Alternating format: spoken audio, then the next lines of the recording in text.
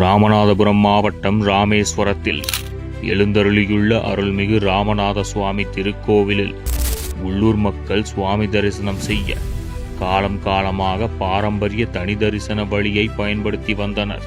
தற்போது விடியா திமுக ஸ்டாலின் மாடல் அரசின் கீழ் உள்ள அறநிலைத்துறை திருக்கோவில் நிர்வாகம் உள்ளூர் மக்கள் பயன்படுத்தி வந்த பாரம்பரிய தரிசன வழியை எந்தவித முன்னறிவிப்பும் இன்றி மூடியிருப்பதோடு இனி ரூபாய் 200 கட்டணம் செலுத்தினால் மட்டுமே தரிசனம் செய்ய முடியும் என்று அறிவுறுத்தியிருப்பது உள்ளூர் பக்தர்களின் வழிபாட்டு உரிமைகளுக்கு எதிரானதாகும்.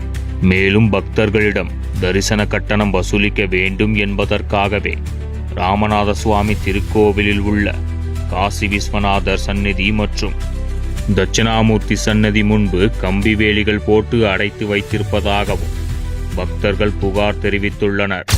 ராமேஸ்வரத்தில் உள்ள ராமநாதசாமி கோயிலில் உள்ளூர் மக்கள் தரிசனம் செய்து வந்த தனி வழியை மூடிய கோயில் நிர்வாகத்தை கண்டித்து ஆர்ப்பாட்டம் நடைபெற்றது. ராமநாதசாமி கோயிலில் காலம் காலமாக உள்ளூர் மக்கள் தரிசிக்க தனி வழி இருந்து வந்தது. தற்போது இந்த வழியில் அரசு அதிகாரிகள் மற்றும் விஐபிக்கள் மட்டும் செல்ல அனுமதிக்கப்படுகின்றனர். இந்நிலையில் உள்ளூர் மக்கள் 200 ரூபாய் கட்டண வரிசையில் சென்று தரிசனம் செய்யுமாறு கோவில் நிர்வாகம் சார்பில் தெரிவிக்கப்பட்டுள்ளது. இதை கண்டித்து இந்திய கம்யூனிஸ்ட் கட்சி சார்பில் ராமநாதசாமி கோயில் அலுவலகம் முன்பு சிவன் வேடமணிந்து நூதன முறையில் கண்டன ஆர்ப்பாட்டம் நடைபெற்றது.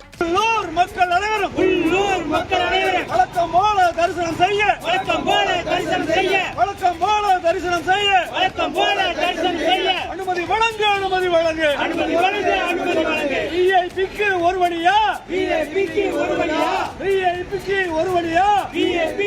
வழியா உள்ளூர் மக்களுக்கு வழி இல்லையா?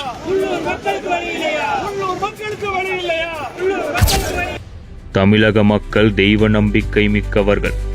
ஆண்டவன் அருளை பெறுவதற்காக மன தூய்மையோடு கோவிலுக்கு வரும் உள்ளூர் மக்களின் மனதை புண்படுத்தும் வகையிலும் அவர்களுக்கு ஆற்றொன்னா துயரத்தையும் செலவையும் ஏற்படுத்தும் வகையிலும் எடுத்துள்ள கட்டண வசூல் நடவடிக்கைகளை உடனடியாக திரும்பப் பெற வேண்டும் என்று இந்து சமய அறநிலைத்துறையை வலியுறுத்துகிறேன்.